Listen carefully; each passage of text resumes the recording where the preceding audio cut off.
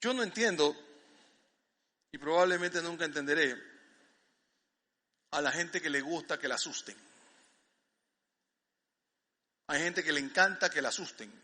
Se van a estas mansiones de miedo, estos sitios donde sale el hombre lobo y te persigue y te agarra la momia del otro lado y tú estás en la mitad, me han contado. De hecho, yo una vez me metí a una y salí corriendo por la primera que decía exit. Me sentí exitoso y por ahí mismo. No entiendo a la gente que le gusta eso. Sinceramente no puedo creer que a mí me guste que me dé miedo. Tampoco entiendo a la gente que le gustan las montañas rusas. No entiendo.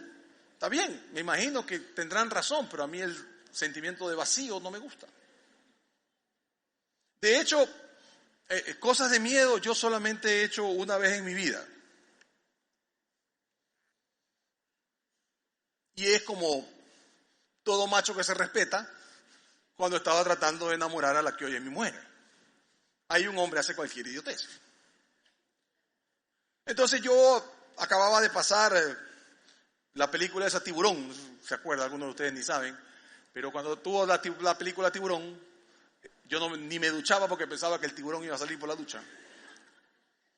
Piscina ni hablar.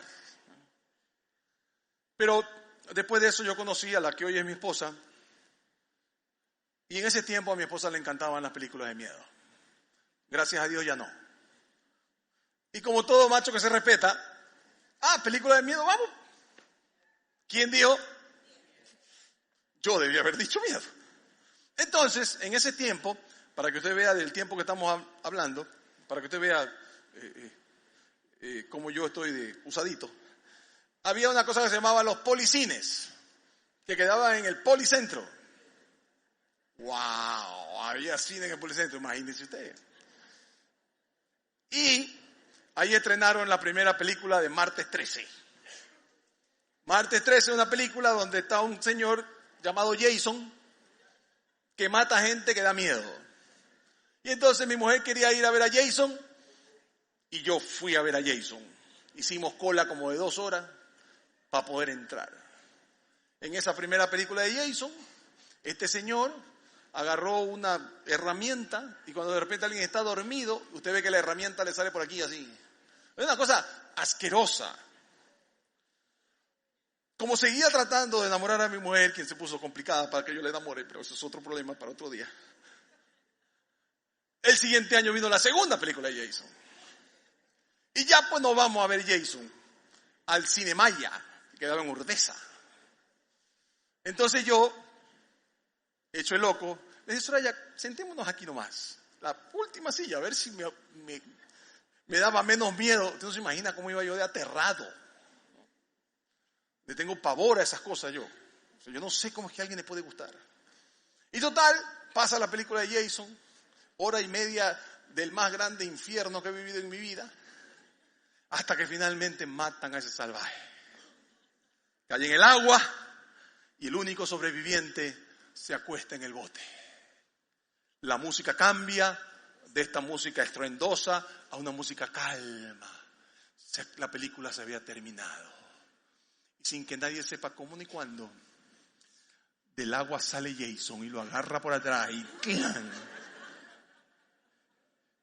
Y el macho que se respeta que les habla a ustedes terminó colgado del techo así. Se me acabó la pantomima. Suficiente de mí. Hemos estado hablando de que estamos muertos de miedo. Y la semana pasada estuvimos mirando este asunto de que nosotros tenemos miedo al futuro, tenemos miedo de lo que nos vaya a pasar. Ese miedo al futuro también está dado por la angustia del presente, la ansiedad en el presente, vivimos ansiosos. Estudios dicen que nosotros tenemos en el siglo XXI la misma ansiedad que personas que estaban en sitios para enfermedades mentales en los años 50, y nosotros vivimos ansiosos. Y tenemos un problema con el pasado. Y el problema con el pasado, lo que no me perdono, lo que no perdono, es lo que genera una infinidad de problemas. La semana pasada estuvimos hablando del miedo al futuro y estuvimos viendo cómo la solución al miedo era el amor de Dios. Hoy vamos a mirar las otras dos. La perpetua ansiedad del presente y el problema del pasado. Para empezar a hablar de la ansiedad, redefinamos, que ya lo hicimos la semana pasada, qué es la ansiedad. Dice que la ansiedad es sentirnos confundidos en el presente debido a un futuro incierto. No sabemos qué va a pasar y entonces esta ansiedad nos daña, y dijimos la semana pasada, es como una mecedora. Hace algo pero no lo lleva a ninguna parte. Y lo único que hace la ansiedad es dañarlo y detenerlo en su crecimiento.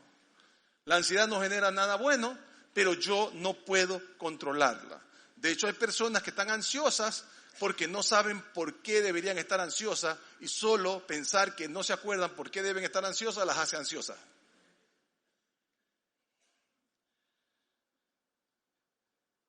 Entonces nosotros tendemos a manejar nuestra ansiedad de una forma equivocada. Lo que hacemos es que si la ansiedad fuera una piedra pesada, como esta,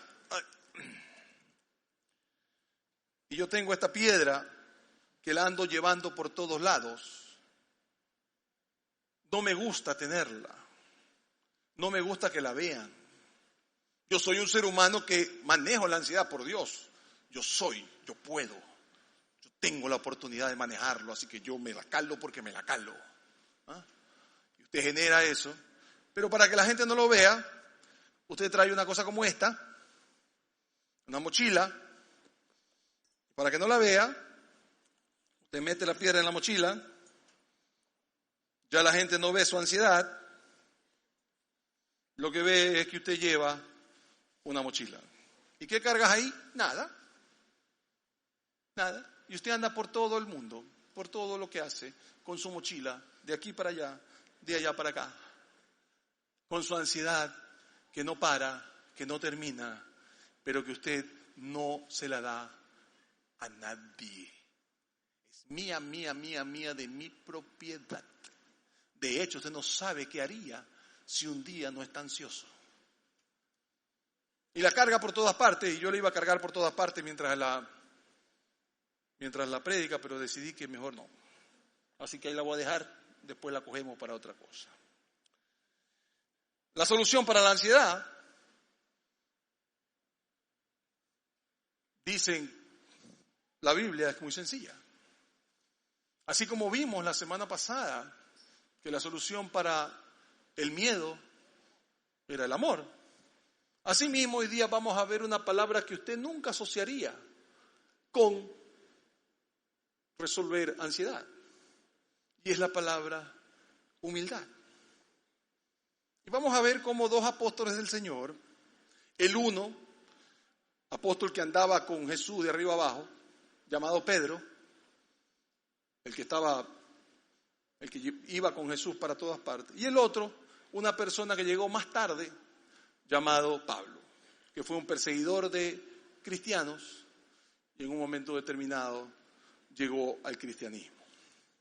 Entonces Pedro, en una carta que envió que llamamos Primera de Pedro, dice lo siguiente: asimismo, jóvenes, sométanse a los ancianos, revístanse de toda humildad en su trato mutuo, porque Dios se opone a los orgullosos, pero da gracia a los humildes.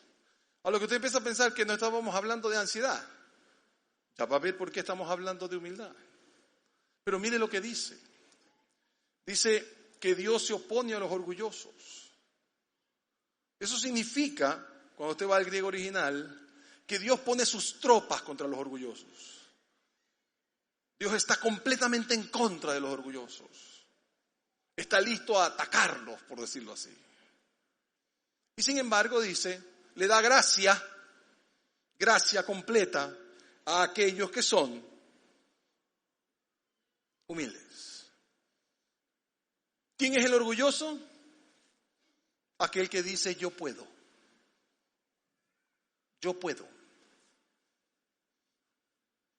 Yo la cargo sin problema. A mí nadie me tiene que ayudar. A mí nadie me tiene que decir cómo. Yo sé lo que hago. He controlado mi vida por 55 años. Nadie me va a decir lo que tengo que hacer. Nadie me va a decir cómo hacerlo. Yo sé cómo va a pasar el futuro. Yo sé lo que tengo que hacer.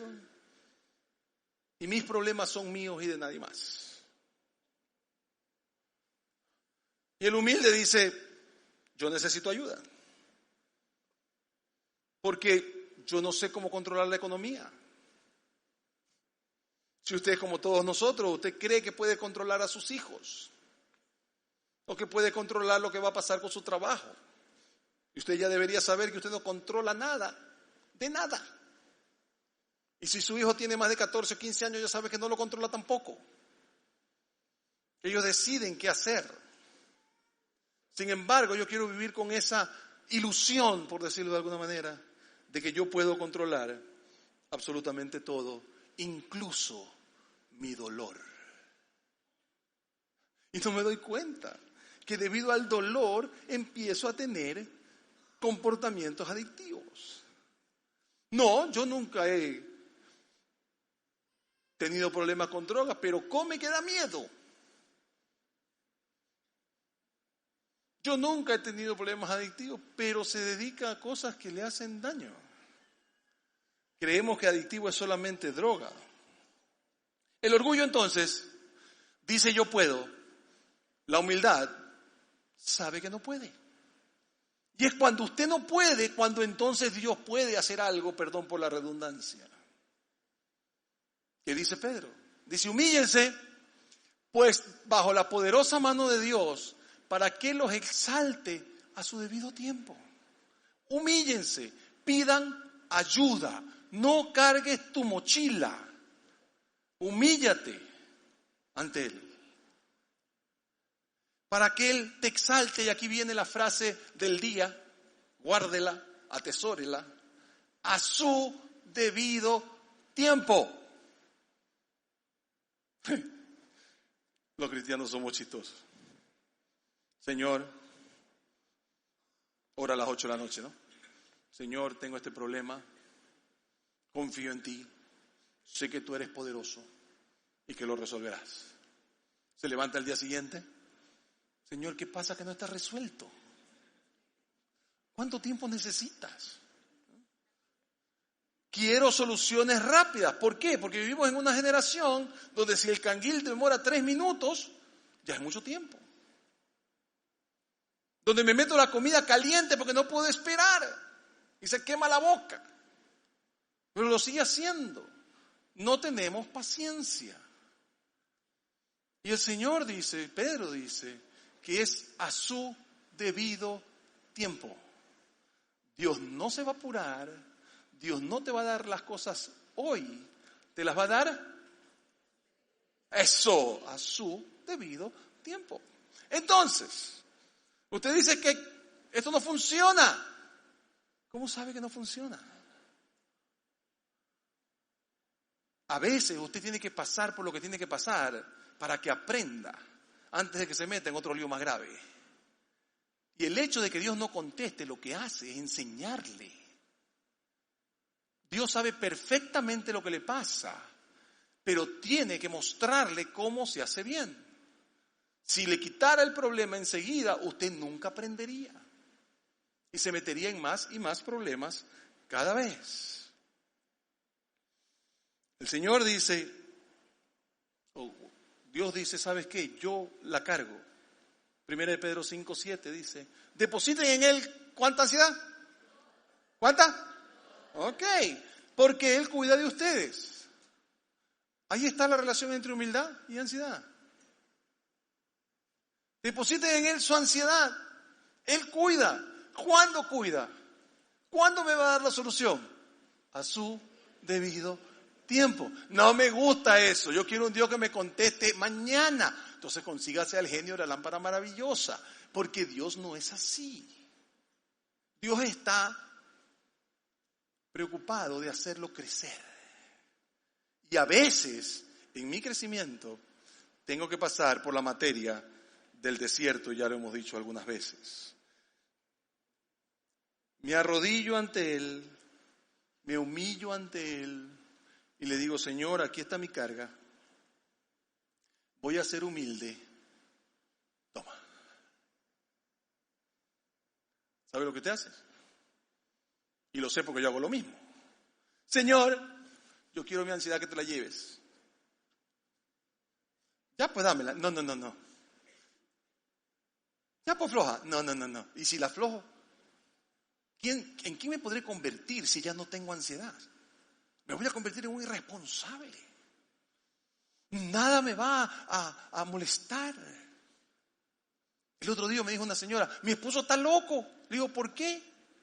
Porque ha entendido tanto la gracia que dice que Dios lo va a perdonar y que él puede hacer cualquier cosa y está preocupado solamente de vivir para Dios. Le digo, ¿por qué estás loco? Porque uno tiene que preocuparse pues de verdad. Sepo. Me he pasado un año enseñándole gracias. Supongo que el pobre señor entendió pues. Que no importa cuando usted se preocupe, nada va a pasar hasta cuando Dios haga las cosas a su debido tiempo. Dios, llévate mi carga. Ya siéntate aquí. Me siento. Pero aquí sigo con la carga. Afloje. Andrés, y la gente no me va a conocer pues si yo no vivo ansioso. Chévere, así se convierte en una mejor persona. La ansiedad que acarrea la ansiedad hace que acarrees algo que no estás hecho para llevar. Vengan a mí los cansados y cargados, ¿qué? Yo los haré descansar. Tú no estás hecho para manejar eso, no estás hecho para llevar ese asunto en tu vida. Tienes que entender que tienes que aflojar. Para dejarte ver que Él ha demostrado que está preocupado de ti, no tienes que mirar más allá, sino a la cruz. Porque debido a que Dios se preocupa por ti, puedes entregarle tu ansiedad. ¿Cómo sé, Andrés, que Dios se preocupa por mí? Por la cruz. La cruz nos recuerda que Él está listo a sostenernos. Y Pedro lo experimentó en carne propia. ¿Qué hizo Pedro? Pasó 3 años con el Señor. El Señor les dijo una y otra vez, me voy a morir, me van a matar y resucitaré al 3er día. Y tú, Pedro, me vas a negar. Jamás de los jamases, Señor. Yo muero contigo. Ok. Lo meten preso, Pedro sale corriendo. Lo niega 3 veces. Al 3er día, las mujeres vienen con la noticia de que la tumba del Señor está vacía. Y Pedro, no esperando un milagro, sale corriendo a ver si las mujeres se han equivocado de tumba o si alguien se ha robado el cadáver de su Señor. Ahora, si usted ha hecho eso, ¿no le diera ansiedad cuando Cristo se les aparece? Y está en el aposento alto y Cristo se aparece y dice, paz a vosotros. No sé usted, pero si yo he negado a Cristo 3 veces, si no he esperado el milagro, y si he salido corriendo, estaría ansioso de que me mande a la punta del cuerno. ¿O no? Y entonces, ¿cómo hubiera sido esa conversación con Pedro? Pedro, ¿qué hiciste cuando me cogieron preso? Salí corriendo, Señor. Bueno, está bien, no te preocupes. ¿Y qué más hiciste? Te negué, Señor. Bueno, pero ha de haber sido una vez, pues, ¿no? 3 veces. Sal de aquí, no regreses. Pero no fue así. El Señor perdonó todo lo que Pedro había hecho mal. ¿Qué ansiedad debe haber sentido Pedro cuando vio a su Señor resucitado? Pero si tú necesitas más claridad, creo que Pablo es nuestro hombre. Muy claro siempre en las cosas. Pablo le escribe a los cristianos que están en Filipo y les dice, no se inquieten por nada. Pablo era directo, ya está. Y a lo que tú le contestas, ¿cómo que no me inquiete por nada? Y el pagaré que se vence 15 días. ¿Qué voy a hacer? ¿Cómo tengo que inquietarme? Tengo que vivir inquieto. Eso me hace ser quien soy. Y viene Pablo y te dice, no te inquietes por nada.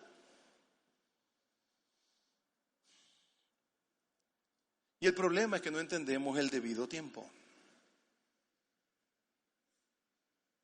Y Pablo tiene una solución. Él nos va a decir que tú vences la ansiedad cuando la transformas en oración. Y tú me vas a decir, Andrés, esa es la solución. Habla serio. Voy a terminar con mi ansiedad por orar. Estás loco, he tratado eso toda mi vida. Tal vez lo estás haciendo mal. Mira cómo termina el verso de Pablo. Dice, no se inquieten por nada, más bien en toda ocasión, con oración y ruego, presenten sus peticiones a Dios y denle gracias. Entonces, la oración tuya y la oración mía camina más o menos así. Señor, hoy estoy aquí, tu hijo, por si acaso yo soy tu hijo, por si acaso se olvide, tu hijo, y vengo porque necesito tinga, tanga, tanga, tanga, tanga, tanga. Muchas gracias, Señor. Ahí nos vemos. Amén. ¿Y qué tal? Si en vez de hacer eso, yo orara, Señor, tú sabes mis problemas. Te pido que mientras estoy en ellos, yo tenga paz.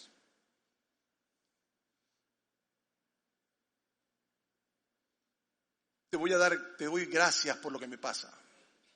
Porque no sé lo que me pasa, ni por qué me pasa, ni qué he hecho. Pero sé que de alguna manera esto es lo mejor. Esa oración trae paz. Porque estoy dispuesto a esperar el debido tiempo. Porque Dios no me va a solucionar el problema mañana, ni en 10 días, ni en 15. Tal vez vaya mejorando poquito a poquito, pero tengo que tener un proceso y tengo que confiar en el proceso. Una persona se acercó a mí, tiene 2 años de sufrir un cáncer que ahorita está en remisión.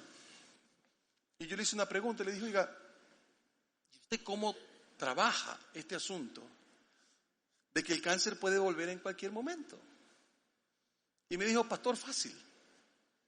Vivo un día a la vez.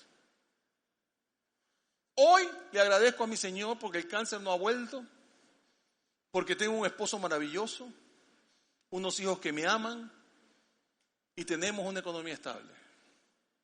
Mañana volveremos a ver. Pero hoy mi actitud es gracias. Y usted no puede creer, me dijo, la cantidad de paz que yo tengo, porque vivo agradecida del día de hoy. Y Pablo dijo algo parecido, dijo, y la paz de Dios que sobrepasa todo entendimiento, cuidará sus corazones y sus pensamientos en Cristo Jesús. Usted, en vez de buscar que Dios solucione el problema, que tal vez Él lo necesita en su vida, usted debe orar por dame paz. Dame paz. Yo sé que viene en su debido momento, su debido tiempo. No es mañana, no es pasado, pero poco a poco, si usted confía en el proceso de Dios viviendo en su vida, usted tendrá paz y podrá dar gracias cada momento de su vida. Y Andrés, que voy a dar gracias por la enfermedad que tengo. Claro. Usted va a dar gracias por todo lo que tiene. Y esa es una paz que no podemos creer. Entonces, cuando usted ore de esa manera, no se van a solucionar sus problemas mañana, pero va a tener la perspectiva de Dios respecto de lo que está sucediendo. Y créamelo, tendrá paz. La siguiente cosa que quiero ver con ustedes es el problema del pasado. La semana pasada dijimos que el problema del pasado es que nosotros ponemos una barrera, una pared, que hemos hecho aquí atrás, ¿no? Una pared, y dijimos, en esa pared usted se protege de un montón, de todo lo que pueda suceder a través de cosas que hace, como ser sarcástico en cada cosa que dice, o manejar orgullo. Es que yo todo lo puedo, es que yo todo lo sé. Porque usted no quiere volver a sufrir.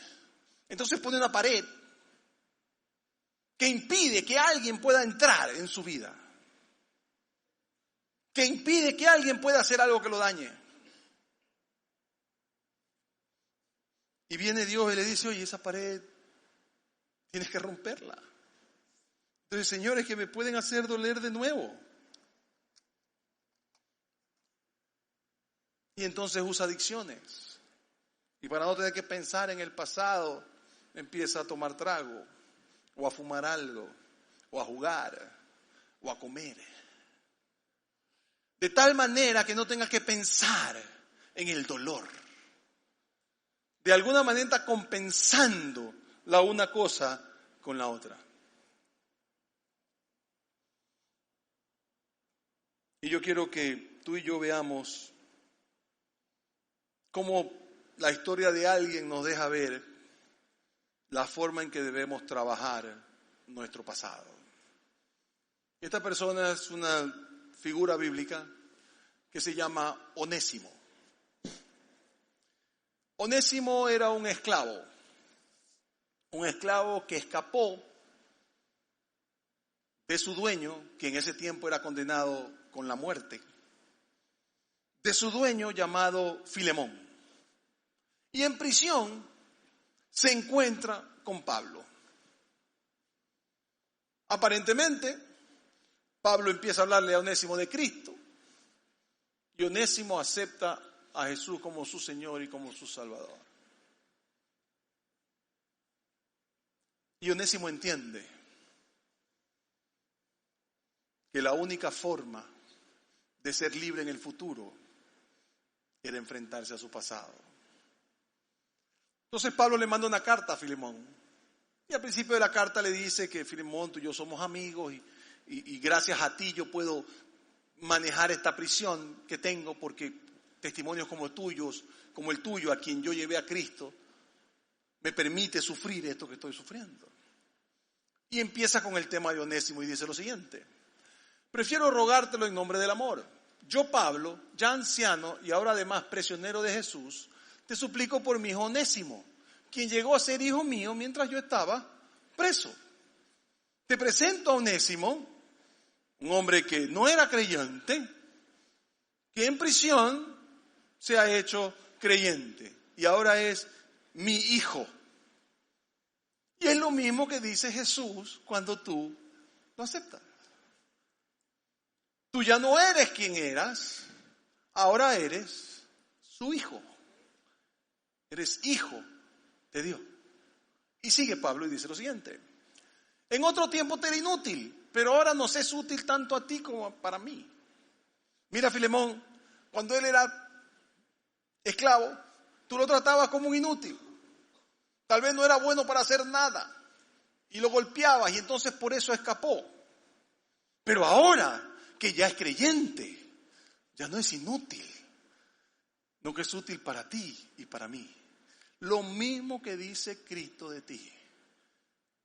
Ya no eres un inútil, eres una persona que vive para Él.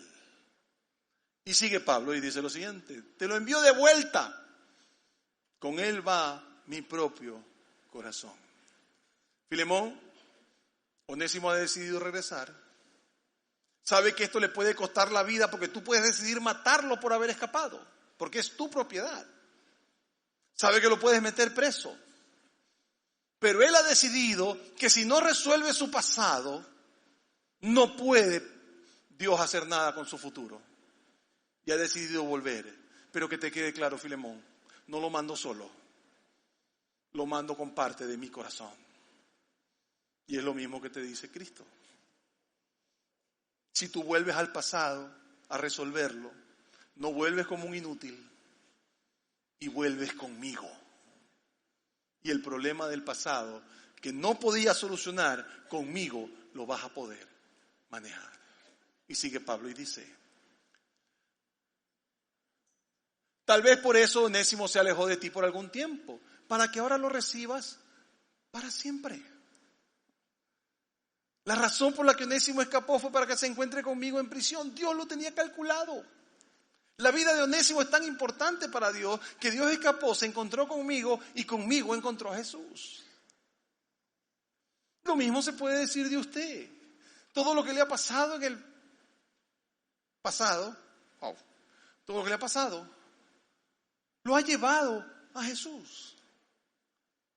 Y tan duro como puede ser, tan difícil como puede manejarse, tenemos que enfrentarlo porque de otra forma no podemos tener el futuro con nosotros. Y Pablo termina y dice, ya no como esclavo te lo envío, sino como algo mejor, como un hermano querido muy especial para mí, pero mucho más para ti, como persona y como hermano en el Señor. Ya tú no eres esclavo del pecado, ahora eres hermano de Jesús. Ya no tienes por qué estar avergonzado de eso que hiciste o que te hicieron. Ahora lo puedes enfrentar porque Cristo te va a perdonar. Porque todo lo que te pasó, la única finalidad fue que te encuentres con Él. Y ahora tienes la posibilidad de perdonar. Y esta es la conclusión a la que llega, que me fascina a mí, me encanta. De modo que si me tienes por compañero, recíbelo a mí mismo. Y si te ha perjudicado, te debe algo, cárgalo a mi cuenta. Cárgalo a mi cuenta. ¿Te imaginas? Jesús diciéndonos, oye, ¿alguien te hizo algo? Cárgalo a mi cuenta. ¿Le hiciste algo a alguien? Tranquilo, cárgalo a mi cuenta. Ven a mí. Y enfrenta tu pasado, porque yo ya lo pagué. La historia de Onésimo es la historia nuestra. Esclavos, perdidos, sin solución, que un día en nuestras prisiones de nuestra propia vida nos podemos encontrar con Cristo y podemos encontrar cómo vivir con lo que hemos hecho o con lo que nos han hecho. Y eso es lo que hacemos en nuestro ministerio Celebra la Recuperación. Caminamos entendiendo que en su debido tiempo Cristo nos permitirá enfrentarnos al problema del pasado, mirar nuestra ansiedad del presente y trabajar con nuestros miedos del futuro. Y en Celebra vamos avanzando. ¿Y cómo avanzamos? Te lo quiero mostrar. Lo primero que hacemos es que identificamos la pared. Y es lo que hacemos cuando nosotros empezamos y decimos contra qué luchamos. Mi nombre es Andrés y lucho contra, y no le voy a decir contra qué, no sea chismoso. Usted tiene que ir a mi grupo de Celebra para que sepa. Y si dice que quiere ir a mi grupo para saber, no lo voy a dejar ir a ese grupo. Yo tengo problemas, tengo que saber, entender, enfrentar lo que tengo. Y lo primero que hacemos es ponerle nombre. Y nos ayudamos unos a otros a superarlo. Después de que identifico, lo enfrento. Y los guías y coguías que estamos ahí para ayudarlos, somos sus compañeros de cuenta y estamos ahí para que usted pueda enfrentar lo que ha sucedido en su vida. Y después de que lo enfrentamos, lo resolvemos. En su debido tiempo, con un proceso que dura 1 año y a veces más, a veces 2 y 3, dependiendo de lo necio que cada uno de nosotros es. Empezamos a resolver el pasado porque comprendemos con claridad que nuestras angustias y nuestros miedos y nuestra falta de perdón y de sentirnos perdonados me impide crecer. Y como Dios quiere que crezca, y quiere que yo esté por encima de esas cosas, estamos dispuestos a hacer el trabajo que tengamos que hacer para resolverlo. Y en estos momentos, quisiera presentarte a 2 personas que pasaron por ese proceso, que caminaron el proceso, y te pido que recibas con un aplauso a Millín.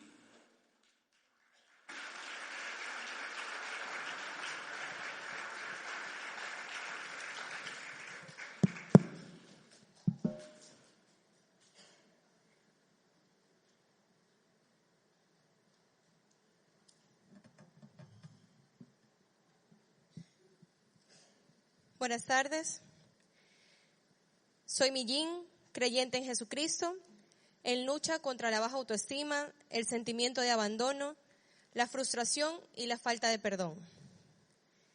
Mi vida, antes de entrar a Celebra, era llena de inseguridades, culpa, soledad, rebeldía, frustración, manipulación y dolor. Desde que era una niña, me vi afectada por un ambiente lleno de discordia entre mis padres. La violencia y los antivalores empezaron a formar parte de mi vida, lo cual me hizo guardar odio y rencor en mi corazón y no podía comprender por qué sucedían tantas cosas negativas a mi alrededor. Crecí siendo una niña vulnerable y llena de miedos. Con el paso del tiempo, me convertí en una adolescente conflictiva, siendo grosera, egoísta y orgullosa, especialmente con los miembros de mi familia.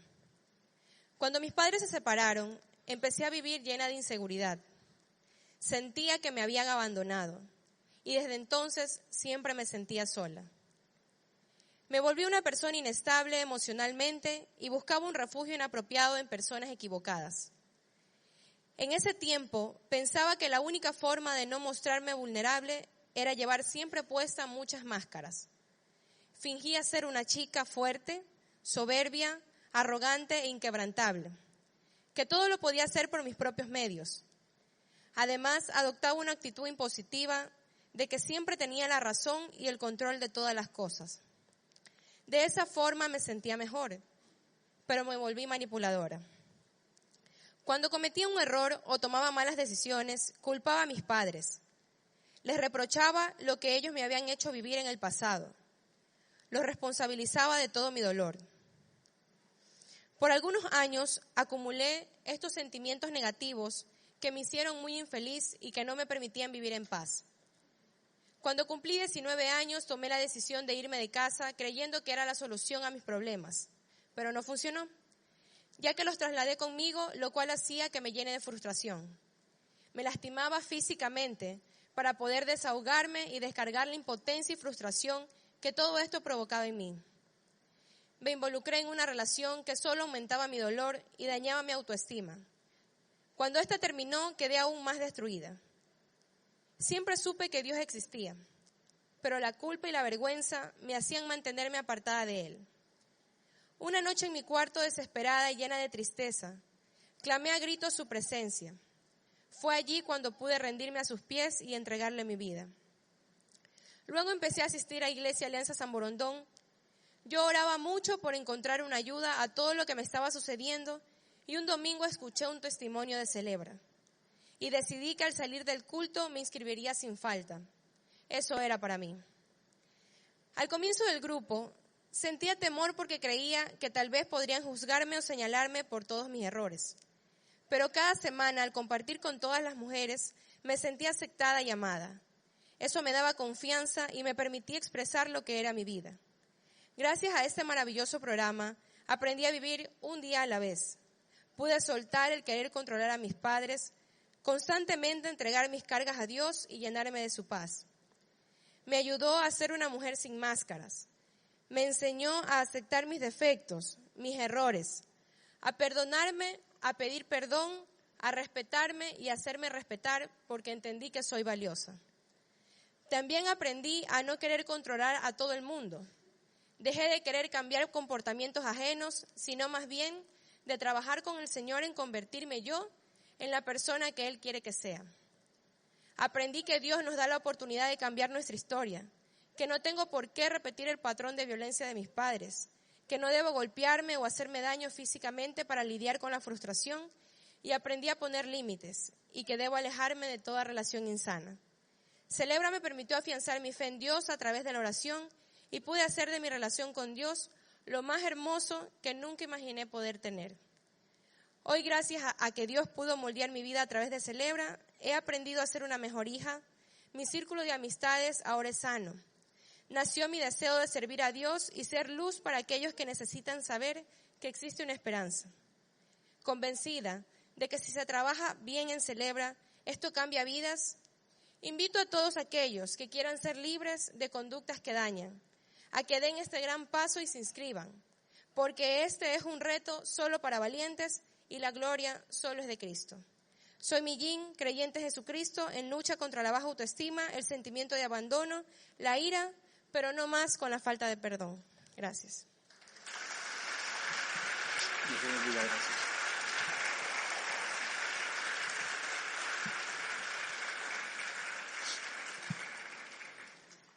Al final del culto usted podrá inscribirse, si así lo desea, en los grupos de Celebra. Vamos a tener otra persona. Karen, por favor.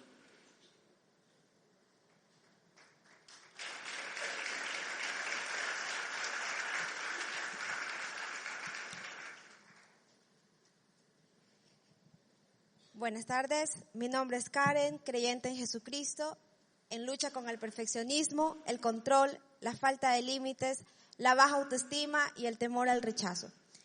Desde pequeña recuerdo haber sentido mucho miedo y ansiedad. Mi niñez fue marcada por el abuso sexual de un familiar. Viví mi adolescencia lo mejor que pude. Intentaba acercarme a Dios cumpliendo todos los rituales de mi colegio católico, pero me sentía cada vez más vacía y mi fe en Él, en lugar de crecer, disminuía. Comencé a usar todo tipo de recursos con tal de no escuchar y tratar mis emociones. Comía toneladas de chocolate, bebía litros de café y me mantenía ocupada todo el tiempo. Leía mucho y logré sobresalir así en el área académica. Practiqué varios deportes, pude hacer amigos y mostrar una imagen de chica perfecta. Pero por dentro escondía mucho temor, vergüenza y dolor. Al ingresar a la universidad, me mudé a un departamento sola. Me enamoré por primera vez de un chico que resultaba completamente inaceptable para mis padres. Me alejé de mi familia, no los llamaba ni los visitaba. Sin entenderlo muy bien, en ese momento de mi vida, yo adopté una actitud de rebeldía hacia todos, incluyendo a Dios.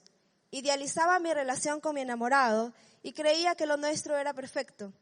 A los 19 años, desilusionada por la infidelidad de él, accedí a asistir a la iglesia evangélica donde habían comenzado a ir mis padres y ahí conocí a Jesús. Pese a que me involucré de lleno en saber más del Señor, no había trabajado en sanar mis emociones y seguí cometiendo muchos errores en mis decisiones. Uno de los más lamentables, un aborto. Después de esta recaída, una vez más me aferré a Jesús. No obstante, pensaba a diario que yo era una asesina y mi autoestima estaba seriamente afectada. Continuaba comiendo chocolate y bebiendo café en exceso, me extralimitaba de tareas, estudiaba día y noche en la U, logrando terminar mi carrera en poco tiempo. Fue en el último semestre de la U cuando conocí a quien sería mi esposo. Me casé con un hombre maravilloso que recién empezaba su camino en la fe, que arrastraba un fracaso matrimonial y que esta vez estaba dispuesto a hacer lo que fuera porque funcionara nuestro matrimonio. Aunque me sentía realmente amada y valorada por él, ante el mínimo problema yo recurría a mis escapes mentales, anhelando otra realidad, otra vida. La costumbre de huir de mis emociones era ya parte de mi modo de vivir, pues me resultaba más fácil relacionarme con los demás mostrando una cara imperfecta. Sin embargo, mi falta de límites era cada vez más dañina. Luego llegaron mis hijos y empezaron mis crisis de ansiedad. Vivía todo el tiempo con miedo a que les ocurra algo malo, a que sufran como sufrí yo. No confiaba en ninguna persona para su cuidado, pues pensaba que nadie lo haría mejor que yo. Debido a esto, estaba exhausta todo el tiempo y sentía que perdía el control. Fueron varios buenos amigos quienes me impulsaron a ser Celebra, y ha sido sin duda alguna una de las mejores decisiones de mi vida. Al inicio no estaba completamente convencida de que era una buena opción. Me daba miedo pasar por un proceso tan incómodo y además ya estaba perfectamente adaptada a ignorar mis emociones. Con el tiempo, la guía de mi mentora y mucho trabajo, fui poco a poco descubriendo y comprendiendo algunas verdades. Entendí que solo Dios tiene el control de mi vida, de la vida de mi esposo y mis hijos, y no yo. Tuve por primera vez la oportunidad de reconocer bien el daño que me habían hecho para poder realmente perdonar, y pude salir de la negación viendo que una de mis luchas más grandes son mis pensamientos, que está bien equivocarse, que no soy una esposa ni madre perfecta, que los límites son vitales para relacionarnos sanamente, que Dios me ama y que su amor no se mide por las cosas buenas o malas que yo haga, que Él jamás me rechazaría y que soy valiosa. Finalmente, con la ayuda de este programa cristocéntrico, aprendí la importancia de renovar mi mente y entregar mi voluntad al Señor un día a la vez. Mi nombre es Karen, creyente en Jesucristo, en lucha con el perfeccionismo, el control, la falta de límites, la baja autoestima y el temor al rechazo.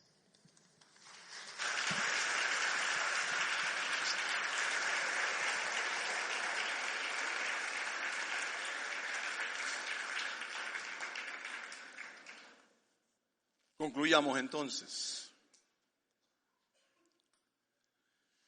No, yo no debo permitir que el miedo causado por mis experiencias pasadas me impidan experimentar a Dios en el futuro. Cristo me pregunta, ¿quieres ser sano? ¿Quieres realmente sanarte o quieres quedarte ahí donde estás? Tu pasado que no te permite avanzar. ¿Quieres experimentar mi amor de forma completa o quieres quedarte ahí donde estás sin que nadie te moleste? Tengo que entender que yo puedo superar mi pasado cuando lo que encuentro en Jesús es más grande que mi temor. Y entiendo, es difícil pensar en que tengo que volver para atrás. Pero la única forma de no tener miedo en el futuro, la única forma de mirar mi angustia del presente y de resolver el problema del pasado, esta pared que tengo ahí metida que me impide todo, es permitirle que Dios la derribe. Espero que no se dañe nada abajo. Porque no hay otra manera de hacerlo. Y Cristo está ahí para usted. Le dije hace un rato, la cruz nos recuerda que Él está dispuesto a sostenernos. La cruz tan maravillosa como es, nos recuerda que Él hizo algo por nosotros. Pero nuestra fe no termina ahí. Nuestra fe no termina en la cruz. Si bien es maravillosa, y yo puedo ir haciendo cada cosa y llevarla a la cruz, puedo agarrar mi futuro y llevarlo a la cruz y dejarlo ahí. Puedo agarrar mi presente, tan terrible como es, esta mochila que evita que yo camine, que me tiene totalmente paralizado, y llevarla a la cruz y dejarla ahí. Y puedo agarrar mis ladrillos, los ladrillos de mi pasado, y decirle, Señor, yo no puedo con esto. Así que llévatelo tú.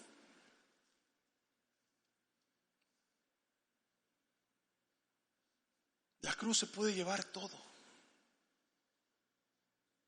Cristo mostró que le importas tanto que se murió por ti. Pero tan maravillosa como la cruz es, nuestra fe no termina ahí.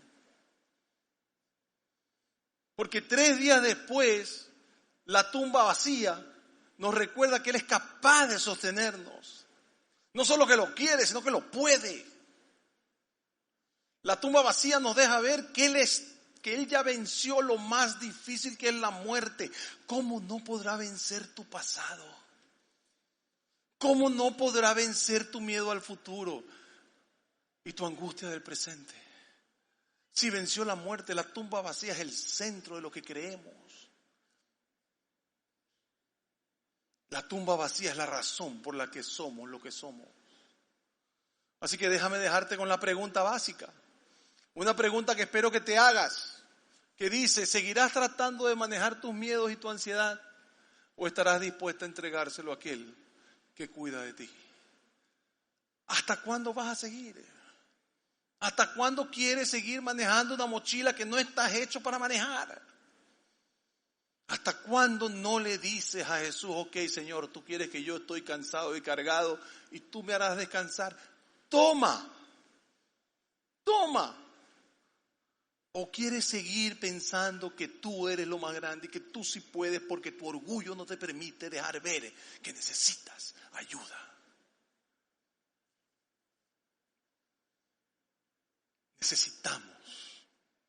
Necesitamos entender que somos sus hijos y que Él quiere hacer todo lo que sea necesario para cuidarnos. Que no necesito yo ser el que soluciono mis problemas, que lo único que necesito es entregárselo a Él.